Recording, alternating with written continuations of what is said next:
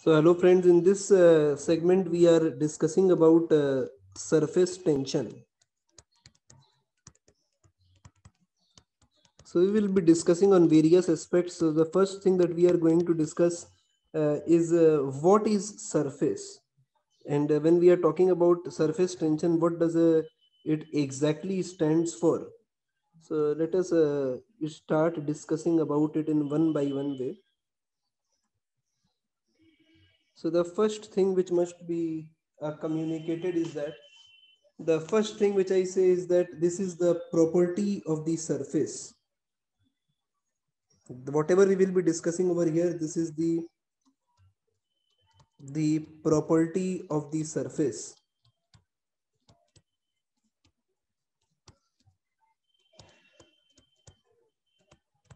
So this is the first statement which we write about it, that it is the property of the surface.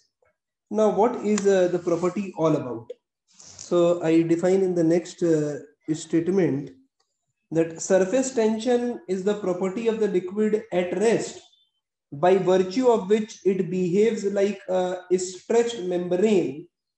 And over here, there is a tendency to decrease the surface area. So if I put it down in a way like this, so I write over here that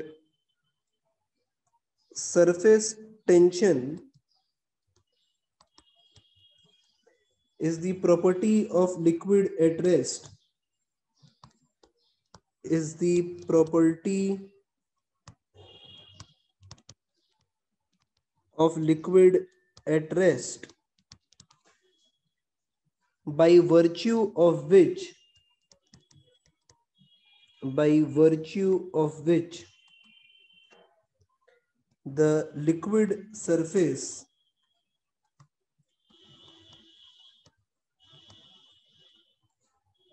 the liquid surface behaves like a stretched membrane, behaves like a stretched membrane and gets contracted to minimum area and gets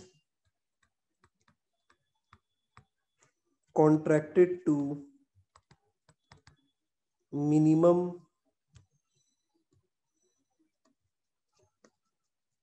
area. So this is the fact which we have stated over here.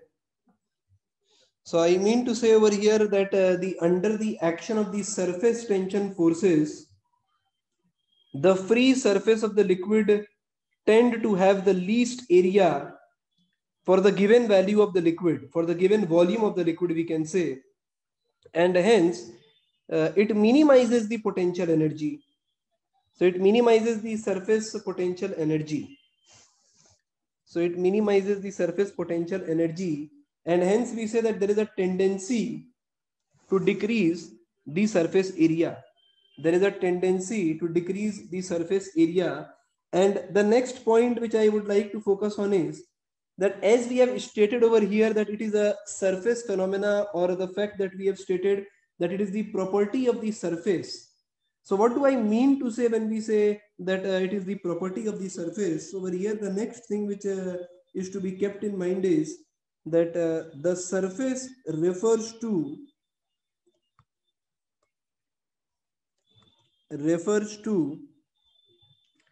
a layer which is approximately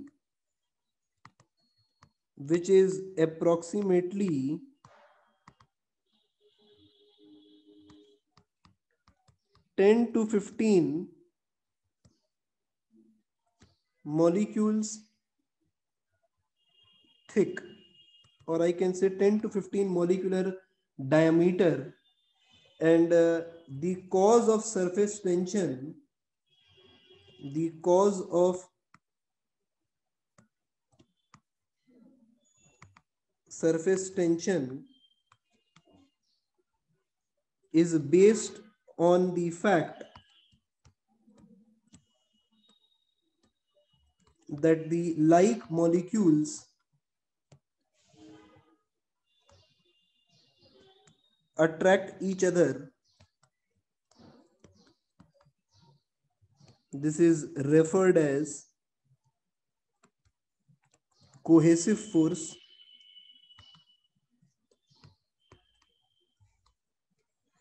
and the unlike molecules also attract each other,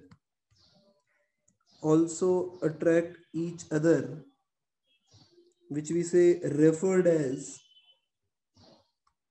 adhesive force. So there is a force of cohesion and there is a force of adhesion. So there are the two forces which is involved, the force of cohesion and the force of adhesion. When the force is acting between the molecules which are identical, that is the force which is acting between the two water molecules is regarded as the force of cohesion. The force that is acting between the two mercury molecules, this is the force of cohesion. The force of adhesion is the force that is acting between the water molecule and the glass, the mercury and the glass. So that is regarded as the force of adhesion. And from there comes the word adhesive. So this is the things which we have studied about the concept of surface tension. The first thing is that it is the surface phenomena, or that it is the property of the surface. So it is the property of liquid at rest by virtue of which the liquid surface behaves like a stretched membrane. So when I say it is behaving like a stretched membrane, I mean to say that you consider it as if you have fixed what you say, you can consider a cloth. You can consider it like a bed sheet which is placed on the bed sheet very tightly. So it is behaving like a stretched membrane like that and gets contracted to minimum area. By means of minimum area, I mean to say that under the action of surface tension forces, the free surface of the liquid tend to have the least area. They tend to have the least area in order to minimize its potential energy. And this is what we say is regarded as the reason behind surface tension. And the interim cause is because of the force of cohesion and adhesion that is involved between the molecules which are like and unlike molecules, which results in surface tension. So if I understand this mathematically, so over here we give the mathematical aspect of surface tension. So over here we say mathematically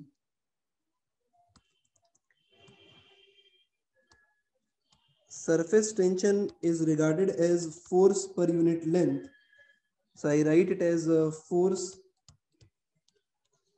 per unit length. So this is one such definition of surface tension which is expressed mathematically. So F be the common magnitude of the forces exerted on the two aspects that is involved. That is suppose if I place a needle, then the force which is going to act on it because of the stretched membrane is regarded as the force, and L is the line or the length of the needle. So if I take an example over here of a needle on the surface of water, so let us consider something like this, that this is the needle which we have placed on top of a viscous fluid. So now if we have placed the needle of length L on top of a viscous fluid,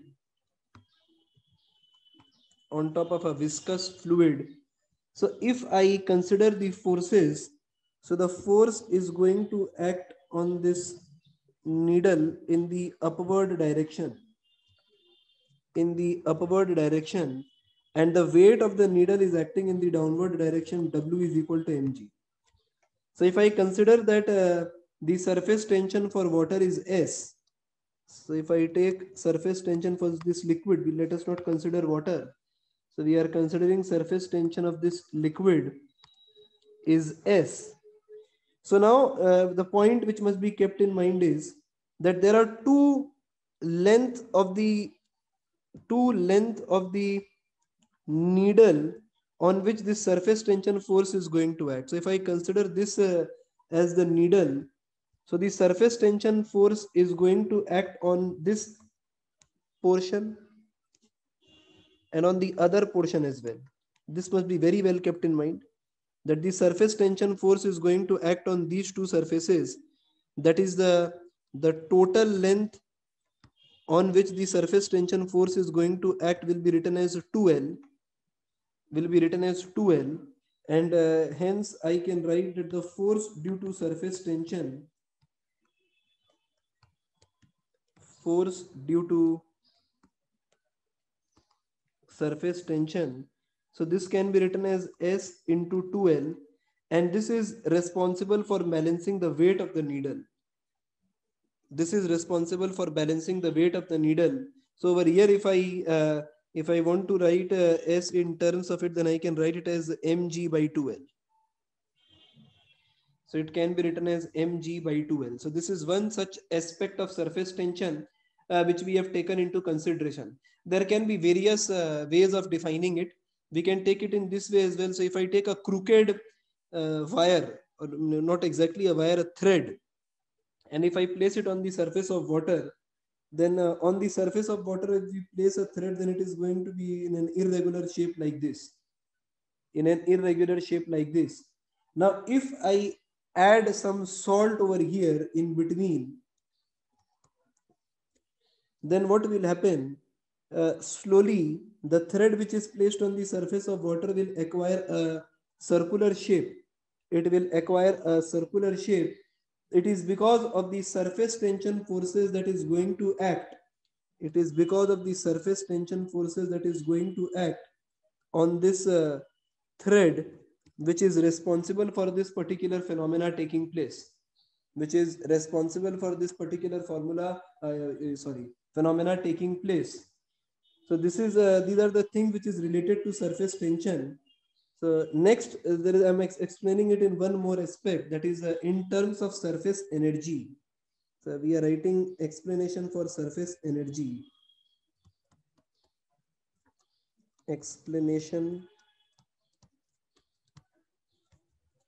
for surface energy.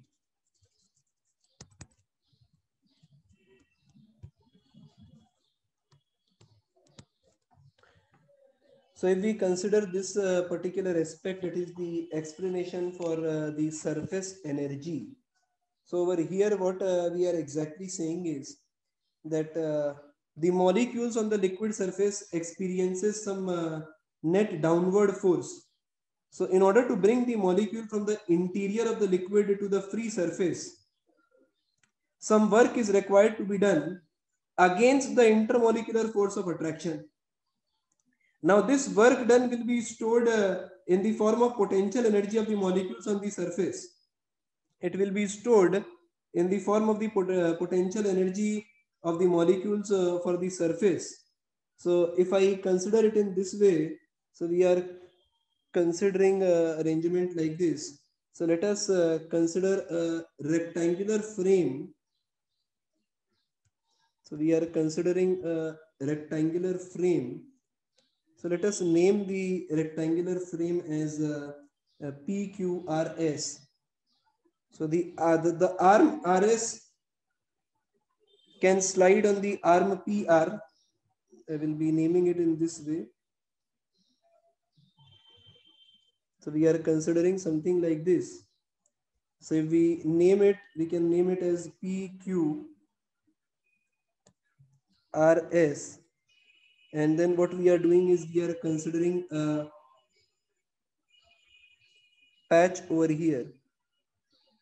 We are considering a patch over here such that the liquid column moves from R to R dash and S to S dash respectively, such that the distance R dash and S dash is equal to X. And we are considering this length is equal to L. So now what is important for us to understand over here is, so what is important for us to understand over here is that if I consider the cross sectional look, then this is how this portion is going to look like. So when we have considered a length L, so we have considered length L on either side. One length is on the rear end and the other is on the front end. And then if I talk about surface tension, so the force due to surface tension is going to act on both the surfaces. the force due to surface tension is going to act on both the surfaces. So over here, if I say that T be the surface tension, if T is the surface tension, then according to this, I can write that work done in displacing the liquid layer from RS, or the liquid surface from RS to R dash S dash. So I can say that work done in displacing the liquid surface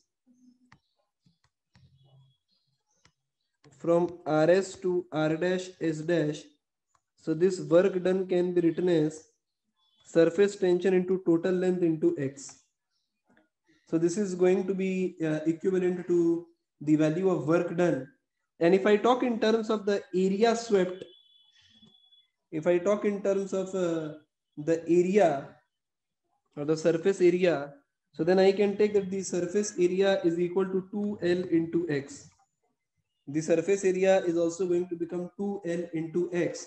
So hence over here I can say that if we calculate work done upon area, so work done is written in this way, and if I write it upon area, then also we end up getting the formula of surface tension.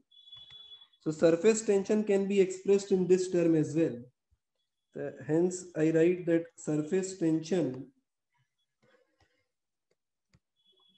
can also be written as work done per unit area. So it is force per unit length, and then it can also be written as work done per unit area. It can also be written as work done per unit area. Now over here, let us again understand everything which we have learned so far in one another view. So what exactly happens is, so as I already stated, that the first thing is that it is a surface phenomena. So when I specified about the surface, I mean to say that it is 10 to 15 molecular diameter or molecules thick.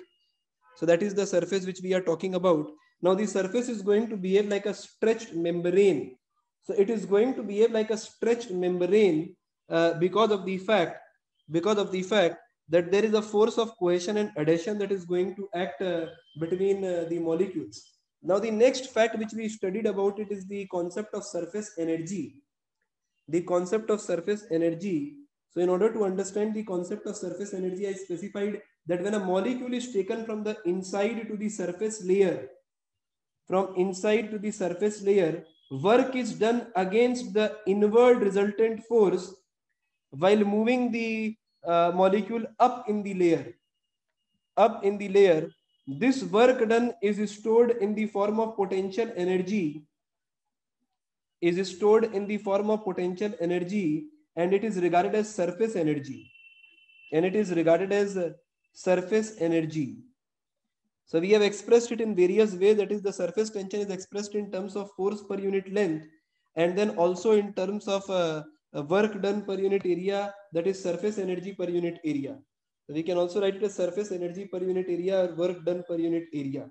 So these are the ways by which we have expressed surface tension. Most important thing to understand is that it is going to behave like a stretched membrane, and there is a force of cohesion and adhesion that is going to act between the molecules. So the next thing which we are going to discuss in this aspect is that we have also discussed about a needle which is placed on top of a viscous fluid, and I consider that the force is directly going to act on the above. That is, I ignored the what is regarded as the meniscus formed or the angle of contact. We will discuss about it in the coming segment. So now we are discussing excess pressure inside a liquid drop and a bubble. So we will be discussing about excess pressure inside a drop and then a bubble. So this is application of surface tension.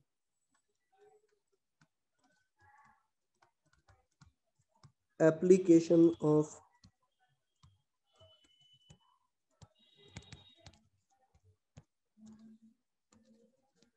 surface tension And the first thing which we are going to discuss over here is excess pressure inside a drop.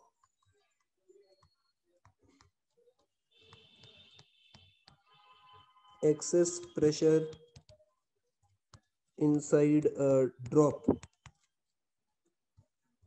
So if we come to this part, excess pressure inside a drop, then let us consider it in this way. So if I consider a drop of water, so the drop of water is going to be somewhat like this. So we are drawing a much enlarged view of a particular drop. So of a particular drop, we have drawn a much enlarged view of this particular drop. So now what we are considering is that if I consider this particular section, if I consider this particular section of the drop, the cross section of the drop which we are considering over here, then if we consider the cross section of the drop, then it is going to be, you need to understand it in this way, that if we are taking it as a soap bubble, then there will be two aspects to it. There will be two aspects to it. So when I say two aspects to it, what do I mean to say is that there is going to be two surfaces involved. There is going to be two surfaces involved. One is the external surface. One is the external surface, that is when we talk about a particular soap bubble. So one is going to be the outer surface, that is soap bubble and air outside, and the another one is going to be the inner surface, where it is going to be the soap bubble and air inside, So in order to discuss the equilibrium of this soap bubble, we are taking one half of the cross section of the soap bubble. So if we take one half of the cross section of the soap bubble, then we will be taking somewhat like this. So we are taking somewhat like this, and I'm drawing this soap bubble too large for us to understand it clearly. So we are taking this part of the soap bubble, So now due to the external pressure, so we are considering the following aspect, that there is an external pressure. So we are considering P1 as an external pressure. We consider P2 as an internal pressure. And then we consider T as the surface tension.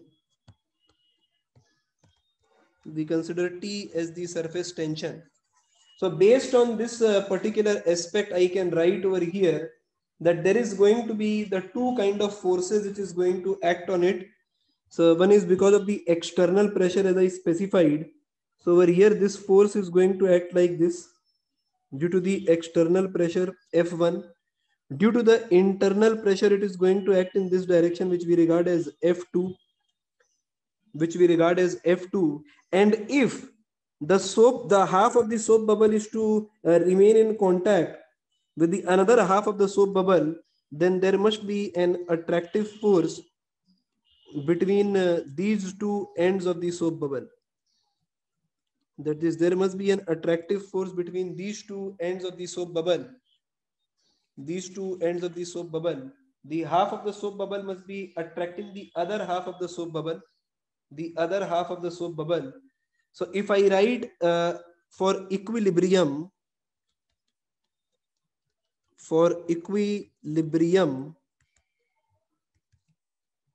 so for equilibrium, I can write it in this way, that the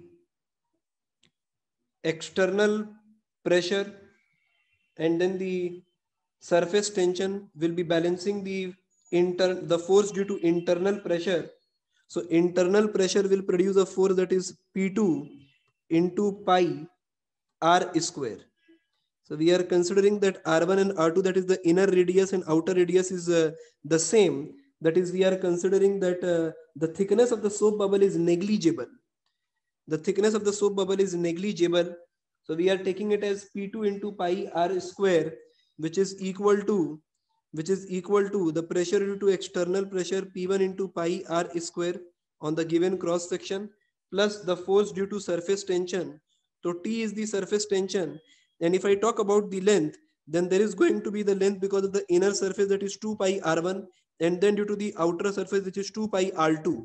Now since r1 and r2 is same, so I can take this as equal to 2 pi r, and then we are simply saying we are taking it 2 times. So we say 2t into 2 pi r. 2t into 2 pi r. It is as simple as this. I'm explaining it one more time. So we are considering a soap bubble.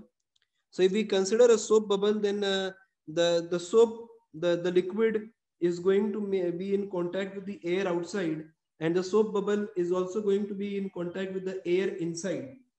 Is also going to be in contact with the air inside. So there is going to be an external pressure which is going to apply some force on the soap bubble, and then there is going to be an internal pressure which is going to apply a force, and then there is the half of the soap bubble is going to attract the other half of the soap bubble because of the surface tension, and hence at the cross section where the area is maximum. So we are writing the equation for equilibrium at the place where the area is maximum. That is, if the soap bubble remains in equilibrium at this position, at this area, which is the maximum area where the force is also maximum, then the soap bubble will definitely be in equilibrium at every other point in the bubble. So we can write the equation like this. That is P2 into the pi r square, which is because of the internal pressure. Then P1 into pi r square, which is because of the external pressure. And then we are taking surface tension into 2 pi r1 and r2 pi r2. Now since r1 and r2 is same, so we write it as 2t into 2 pi r. And over here I can write that P2 minus P1. We can write P2 minus P1 is equal to 4t upon r. Now this expression is very important, that P2 minus P1 is equal to 4t upon r. And it must be remembered and kept in mind that for a soap bubble in air, this is the required working formula. Now over here it is also to be noted that the internal pressure is more than the external pressure. The pressure inside is greater than the pressure outside. The pressure inside is greater than the pressure outside. Pressure inside is greater than the pressure outside. Is greater than the pressure outside for a soap bubble in air. Now the next one which we are doing is air bubble in water.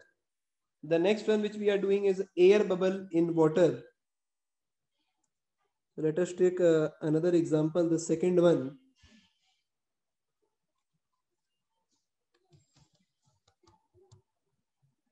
Air bubble in water. So if we try to understand this concept, air bubble in water. So if we consider an air bubble which is in water, so we are considering this as air bubble, and this is inside water.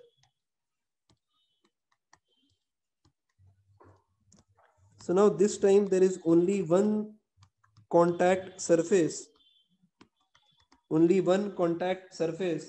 that is water in contact with the air bubble membrane, and there is only one membrane which is going to be there because inside air is in contact with air. So there is no two surfaces this time. So this time if I make the cross section, if we make the cross section of this air bubble of this air bubbles, if we make the cross section of the air bubble, so over here I say if P1 is the external pressure, then this is going to pose a force which is going to act like this due to the external parameter. And then there is going to be the force because of the internal pressure which we regard as F2. And if the air bubble is to remain united, then the surface tension must hold the half of the air bubble with the other half of the air bubble. So this is the force arising because of the surface tension. And again, if I write for equilibrium,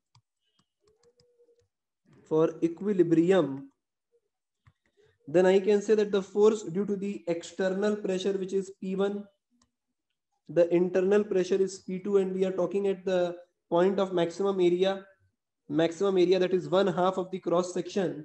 So over here I can say that the force which is going to act, that is F1 P1 into pi r square plus surface tension. This time only one circumference will be taken, that is T into 2 pi r, because there is only one contact surface.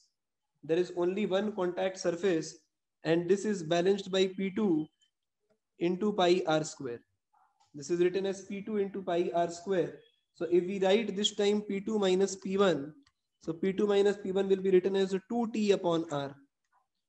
P2 minus P1 will be written as 2T upon R. And this is another interesting result which must be kept in mind. And over here again I can say that the internal pressure is greater than the external pressure. Internal pressure is greater than the external pressure.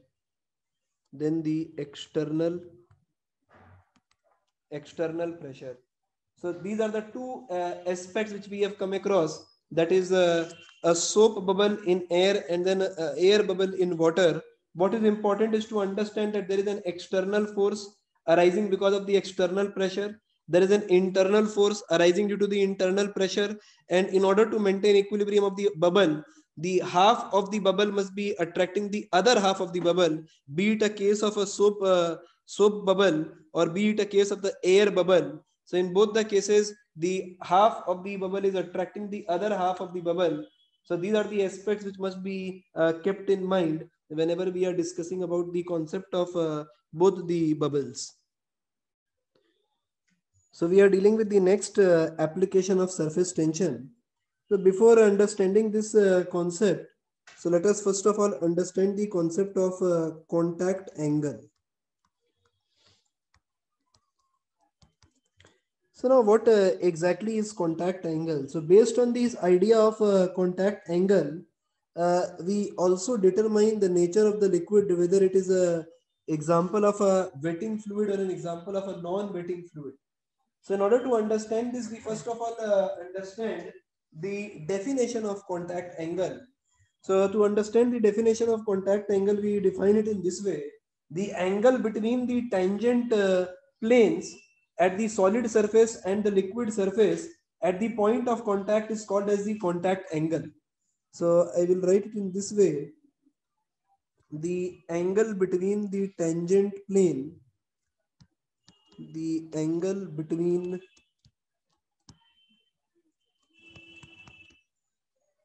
the tangent plane at the solid surface and the liquid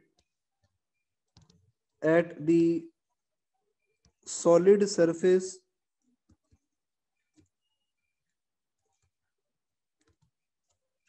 and the liquid surface at the contact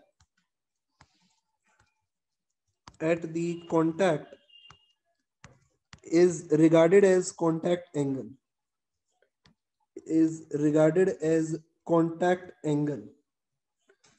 So now if we take a few examples to understand this particular point, so we can consider an example like this. So where we are considering water on a surface. So we are considering this as a glass surface. We are taking two cases over here. So this is a glass surface So in the first case, we are taking water on the glass surface. So if we take water on the glass surface, so water when placed on the glass surface takes a form like this. So a water drop placed on the glass surface will take a form like this. And over here, if I consider the angle between the tangent plane at the solid surface and the liquid surface, so this is going to be the tangent plane, and this angle will be regarded as the contact angle. So this angle theta is regarded as the contact angle. And in case of water, we are finding that this contact angle is less than 90 degree. So this kind of a liquid is regarded as a wetting fluid or wetting liquid. Wetting fluid or wetting liquid. Now the another possibility is when we place mercury. So over here, let me write over here. So we have taken water drop on glass surface. Water drop on glass surface. So the next example which we are taking is mercury on glass surface. So if we take mercury on a glass surface, then the mercury on a glass surface is going to take a form like this. It is going to take a form like this. And if I draw a tangent over here in this scenario, so this is going to be the tangent that we have, and this angle will be regarded as the contact angle. So theta is regarded as the contact angle. In this case, theta is greater than 90 degree. We regard this as an example of a non-wetting liquid or non-wetting fluid. And this is an example of mercury on glass surface. Mercury drop on a glass surface. Mercury drop on a glass surface. Now the reason for this is very obvious. So in this case, I say that the force of adhesion between water and the glass surface is greater than the force of cohesion between the water molecules. Is greater than the force of cohesion in the water molecule. And in the another scenario, we say that the force of cohesion between the mercury molecules is greater than the force of adhesion between mercury and glass. Between mercury and glass. So this is the reason why we say that it is an example of a non-wetting fluid, and the another one, that is water, is an example of a wetting fluid. Is the example of a wetting fluid. So the contact angle when we discuss mercury with glass, then it is approximately 140 degrees. 140 degrees. And ideally, when we say pure water with glass, then the contact angle is taken as a 0 degree. Then the contact angle is taken as 0 degree. So this aspect must be kept in mind. Now, based on this idea of contact angle and the nature of the wetting and non-wetting fluid, we are discussing the concept of capillarity and capillary rise. That is, we can call this as a capillary action. So we are discussing capillary action.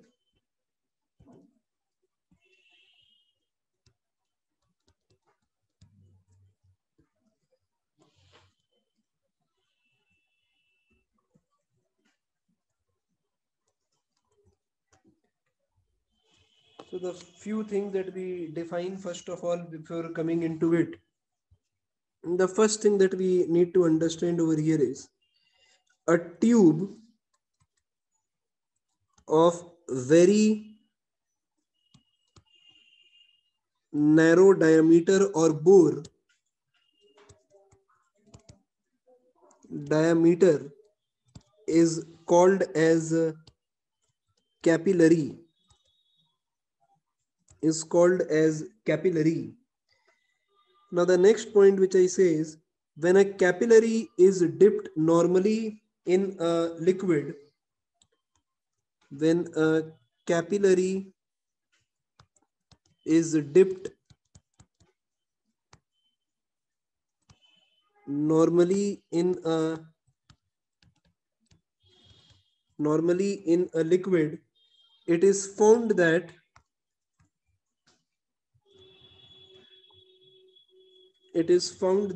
inside capillary liquid level, inside capillary the liquid level,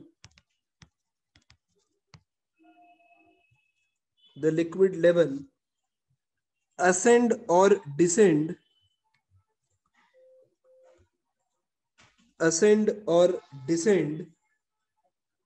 relative to the liquid level in the surrounding, relative to the liquid level in the surrounding.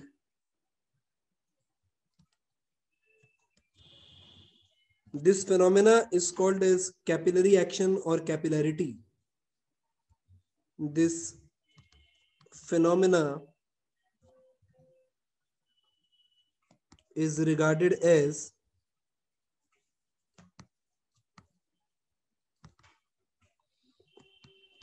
capillary action or capillarity. So let us understand it in this way. So the first example which we are taking is capillary action with water. So if we consider a tube like this introduced in the water surface, so the first we are drawing is a water surface without any capillary. This is the water surface that we have. This is the water surface that we have. And now what we are doing is we are introducing a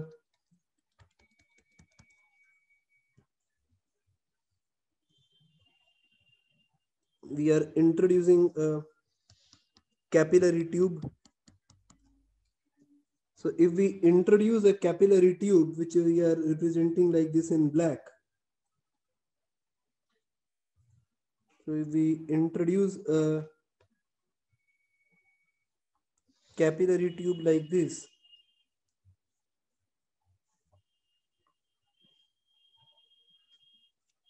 so now what is exactly going to happen is that if it is water, then there will be an increase in the level of water level, or we can say something like this, that it is going to take a form like this. It is going to take a form like this because of the fact that the force of cohesion, with water is less than the force of adhesion with glass. So it is going to take a form like this. So outside it is going to be like this, and inside it is going to be like this. And narrower the tube, greater is going to be the increase in the height of water. And this height which it attains is regarded as capillary rise. This height which the water attains is regarded as the capillary rise. So this is the capillary action with water, where we say that the force of adhesion, that is the adhesion between the force between the water molecule and the glass, is greater than the force between the two water molecule. So as a result of which a concave meniscus is formed. And there is a rise in the capillary, that is the liquid level in the capillary tube ascends. The liquid level in the capillary tube ascends, and narrower the tube, greater will be the height attained. So this is action of water in capillary tube. Action of water in capillary tube. So the next one which we take is the action of mercury in capillary tube. So we consider action of mercury in capillary tube. तो mercury अगर अपने consider अगर करें तो ये हो गया surface. तो initially we are considering that this is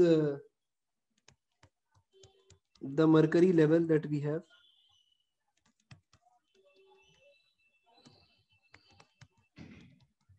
This is the mercury level that we have. Now, mercury is an example of a non-wetting fluid, or we can say that in case of mercury,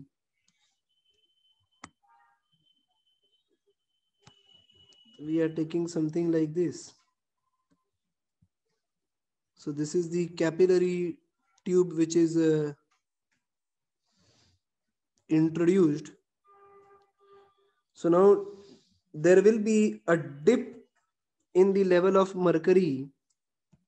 There will be a dip in the level of mercury inside this tube. Inside this tube, that is, I can say that the liquid level will descend. So there will be a descent in the level of liquid. In this case, it is mercury. So it will descend, and it will take a form like this over here. That is, it forms a concave meniscus. Over here also it will take a form like this. A concave meniscus will be formed. A concave meniscus will be formed. And this is the action of mercury. Action of mercury in capillary tube. In capillary tube.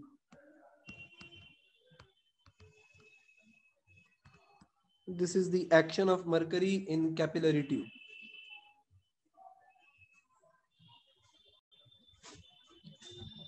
So now we are determining the rise in capillary. That is, we are calculating the formula for the height ascend or descend. So we are calculating the capillary rise, determination of capillary rise. Determination of capillary rise. So we will understand this one at a time in a sequence.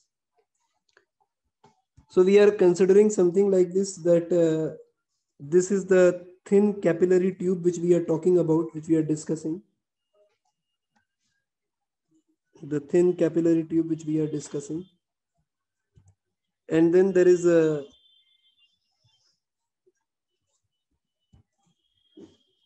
water. So we are considering something like this. And then over here we are considering that it is going to take a shape like this. So right now I am considering that the level of water is same, because we do not know why will there be a capillary rise. So first of all, we need to understand that there will be a capillary rise.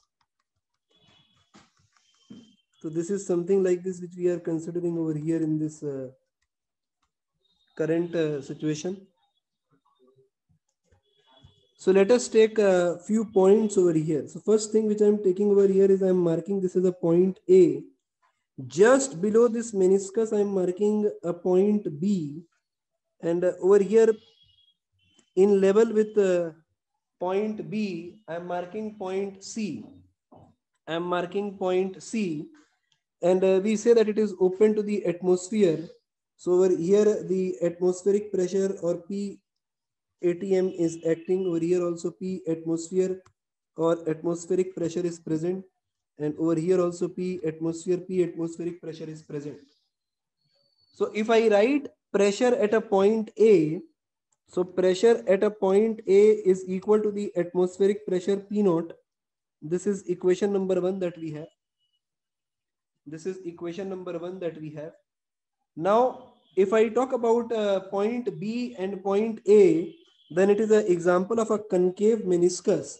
That is, it is a part of a sphere. So if I consider something like this, so I can say that it is going to be a part of this particular circle. It is going to be a part of this particular circle. And from the formula that we have attained, so we can say it in this way, that PA minus PB, over here I can say that PA minus PB is equal to 2T upon R. Is equal to 2T upon R. So if we take this particular concept, so we can say that PA minus PB is equal to 2T upon R. That is, pressure at a point B can be written as PA minus 2T upon R. So this will be written as equation number 2. And if I substitute PA as P naught, So PB is equal to P naught minus 2T upon R. Minus 2T upon R. So we are considering this as equation number 2. Equation number 2. Now the next thing which I write over here is that pressure at C is also equal to the atmospheric pressure. Pressure at C is also equal to the atmospheric pressure. So one thing is pretty clear from here, that pressure at B is less than pressure at C. Is less than pressure at C, because pressure at C is atmospheric pressure, and at B pressure is less than the atmospheric pressure. Pressure is less than the atmospheric pressure. So one thing is sure, that the liquid will gush from point C to point B. The liquid will gush from point C to point B, and as a result of which there will be a capillary rise. As a result of which there will be a capillary rise. So it is important that you understand why will there be a capillary rise. So as a result of which there will be a capillary rise inside this. And I consider that the rise in capillary is equal to H. The rise in capillary is equal to H. And now I consider the same point over here. I consider the same point, that is over here I consider point A. This one is point B, and this one is a point C. This one is a point C. The density of the liquid is taken as rho.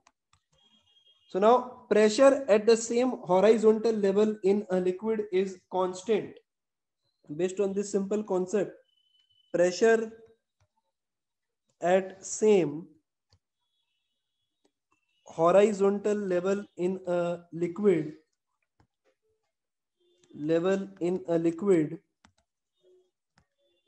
is constant. So based on this fact, if I take a point over here inside this capillary, say a point D, so I can surely write that pressure at a point C is equal to pressure at point D, and over here I can write pressure at point C is equal to pressure at B plus rho GH. Plus rho GH.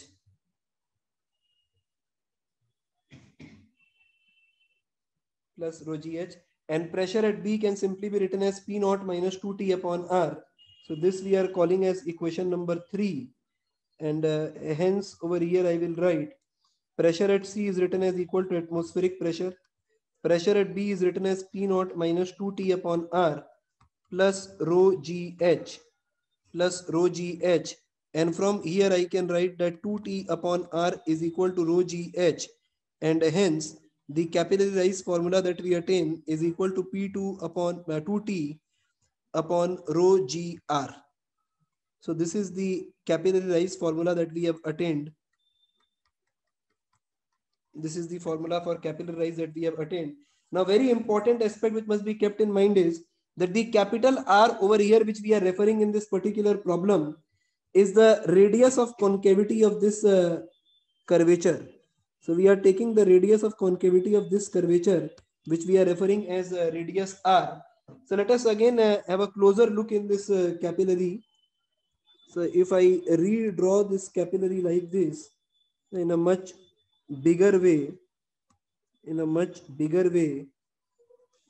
and over here if I draw this circle of which this radius is a part. So this is how it is going to look like. This is the capital R we are talking about, and if I consider this as the center of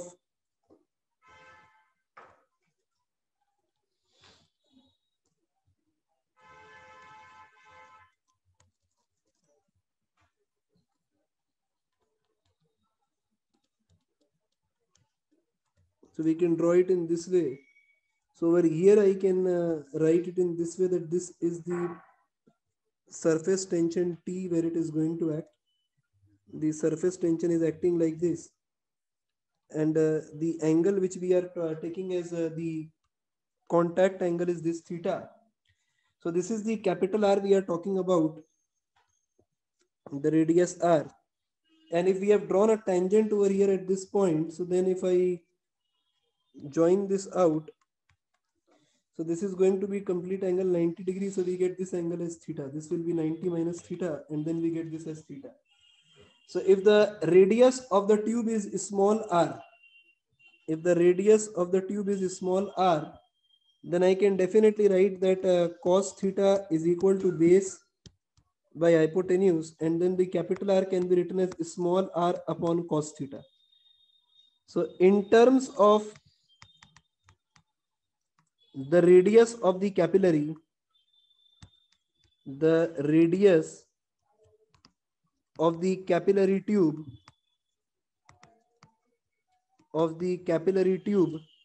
we can surely write 2t upon rho g. H is equal to 2t upon rho g, and instead of capital R we are writing r upon cos theta. That is, cos theta will go on top. So this is the formulation that we have. This is the formulation that we have in terms of the contact angle and the radius of the tube. In terms of the contact angle and the radius of the tube. So these are the aspects which must be kept in mind whenever we are dealing with the capillary rise.